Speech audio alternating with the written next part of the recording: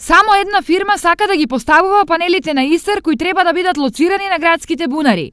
Тендерската постапка е веќе завршена, но прашање е дали фирмата и Исар ќе се погодат за работа, зашто предпријатието е со ограничени средства за оваа работа, а поради малиот број понуди не успеа да намалат цената. Почетокот на годината ќе се реализира проектот со панелите, кој што започна оваа година, тендерската постапка веќе е завршена.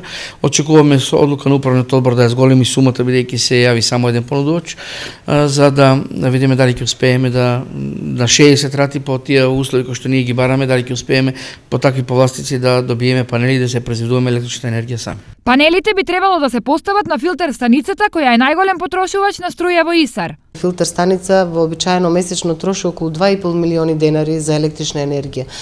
Со воведувањето на новиот начин на добивање на електрична енергија со панелите, значи дека јавното предпријатие Исар месечно би заштедело секој месец 2,5 милиони денари. Според пресметките на предпријатието, неплаќањето на сметки кон Евона ќе ја покрие инвестицијата за панелите за околу 25 месеци.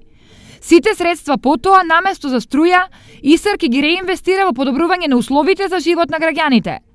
Доколку се биде како што треба, поставувањето на панелите би требало да почне со почетокот на наредната година.